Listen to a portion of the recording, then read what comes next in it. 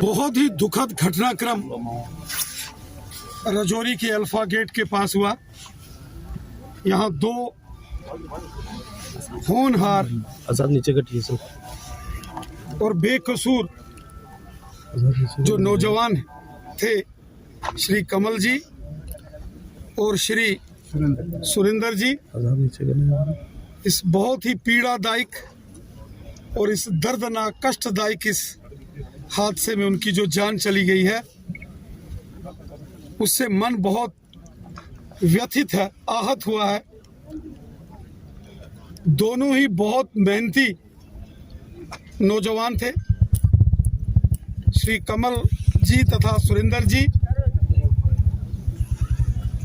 मेहनत करके अपने परिवार का गुजर बसर करते थे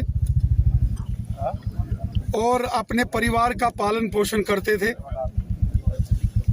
लेकिन जिस प्रकार यहाँ एक अनहोनी हो गई, ये बहुत ही कष्टदायक, पीड़ादायक ये सारा एक घटनाक्रम हुआ है। जम्मू कश्मीर के माननीय लेफ्टिनेंट गवर्नर श्रीमान मनोज सिन्हा साहब ने और हमारे देश के गृह मंत्री श्रीमान अमित शाह साहब ने इस सारे मामले को बड़ी गंभीरता से लिया है। मेरी स्वयं माननीय गृह मंत्री अमित शाह साहब से और जम्मू कश्मीर के लेफ्टिनेंट गवर्नर श्रीमान मनोज सिन्हा साहब से बात हुई है। इस सारे मामले की जो है एक उच्च स्तरीय जांच बहुत ही जरूरी है। मैंने जम्मू कश्मीर पुलिस के डायरेक्टर जनरल ऑफ पुलिस श्रीमान दिलबाग सिंह साहब से भी बात की है और उन्होंने भी इस बात को माना है कि इस सारे मामले की एक बहुत ही उच्च स्तरीय जांच होगी। जो कोई भी इस सारे घटनाक्रम में ये जो अल्फा गेट रजौरी में एक दर्दनाक ये हादसा पेश आया है, इसमें जो कोई भी शामिल होगा उसको कानून का सामना करना पड़ेगा। हमारा देश कानून से चलता है, कानून से बड़ा हमारे देश में कोई नहीं। जिसने गलती की होगी या जिसकी गलती पाई जाएगी, कानून सबसे बड़ा है और कानून सबके लिए बराबर है। कानून अपना काम करेगा। ये परिवार बहुत ही गरीब परिवार है। श्री कमल जी और सुरेंद्र जी बड़े गरीब परिवार से आते थे, मेहनत करके अपने परिवार का लालन पालन करते थे। छोटे छोटे उनके बच्चे हैं, इनके परिवार का भी पूरा ध्यान रखा जाएगा। जम्मू कश्मीर के प्रशासन की ओर से हर संभव सहयोग परिवार का किया जाएगा और यहां तक परिवारजनों को इस दुख और संकट की, इस मुसीबत की घड़ी में जहां पूरा समाज परिवार के साथ खड़ा है, वहीं लेफ्टिनेंट गवर्नर साहब ने खुद अभी इस पीड़ित परिवार के एक बड़े सज्जन व्यक्ति श्रीमान शंभुनाथ जी से खुद बात की है। लेफ्टिनेंट गवर्नर साहब ने भी परिवार के प्रति अपनी संवेदनाएं जताई हैं और विश्वास दिलाया है कि परिवार के साथ न्याय होगा। मैंने खुद general officer in commanding northern command, जो आर्मी के वरिष्ठ अधिकारी हैं, उनसे बात की है और जो 25 इन्फेंट्री डिवीजन के जीओसी हैं उनके साथ भी सारे मामले को लेकर बात हुई है।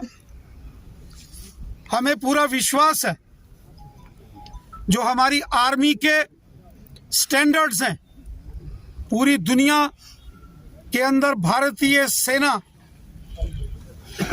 के डिसिप्लिन को हमेशा माना जाता है। हमारी सेना हमारी रक्षक है। सेना ने हमेशा देश के लोगों की, हम सब की रक्षा की है। चाहे लद्दाख का गलवान हो या कुछ दिन पहले अरुणाचल के तवांग में भी आपने देखा कि किस तरीके से चीन की घुसपैठ को भारतीय सेना ने जो वहां विफल किया और मार मार के चीनियों को भगाया। देश की रक्षा में हमारे सेना के जवानों की वीरता, अदम्य साहस, शौर्य और पराक्रम को पूरा देश नमन करता है। और हम मानते हैं कि जो सेना का भी कोर्ट ऑफ इंक्वायरी है वो भी पूरी ईमानदारी के साथ काम करेगा। और जो हमारी सेना के स्टैंडर्ड्स हैं वो सेना ने हमेशा बरकरार रखे हैं और इस मामले में भी सेना पूरी ईमानदारी और ध्यानदारी से काम करेगी। हमें विश्वास है जिस प्रकार 1 साल पहले राजौरी के ही कोटरंका के पीढ़ी के 2 नौजवान जो कि इसी प्रकार के एक हादसे का शिकार शोपियान के अंदर हुए थे और उसके बाद भारतीय सेना के कोर्ट ऑफ इंक्वायरी में जब उस सारे मामले की छानबीन हुई और जो उस मामले में दोषी पाए गए थे, सेना ने उन सब के खिलाफ उस वक्त के आर्मी के चीफ ऑफ आर्मी स्टाफ जो आर्मी के जनरल होते हैं और रक्षा मंत्रालय ने वहां कोर्ट मार्शल किया था जो भी उस सारे घटनाक्रम में दोषी करार हुए थे।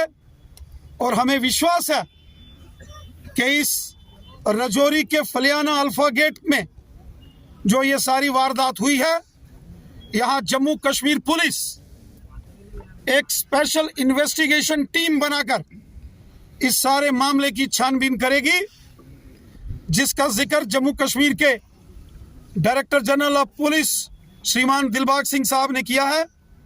और लेफ्टिनेंट गवर्नर साहब ने भी ये कहा है कि पूरे मामले की पूरी गहराई से छानबीन होगी। और वहीं हमारी सेना के टॉप कमांडर्स, चाहे वो यहाँ के कोर कमांडर हैं या नॉर्दर्न कमांड के हमारे जीओसी साहब हैं, हमें पूरा भरोसा है कि वो भी इस सारे मामले की जल्द एक लिमिटेड पीरियड में इस सारे मामले की छानबीन करेंगे और जो भी इसमें दोषी होगा उस पर कानूनी कार्रवाई होगी।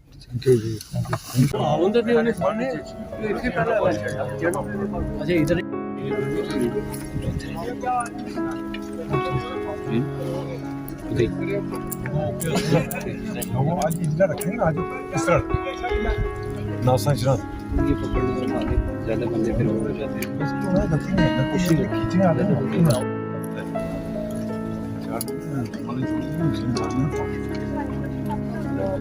सब प्रमुख प्यारो खाली मीडिया उनको बात बात शुक्रिया और आपका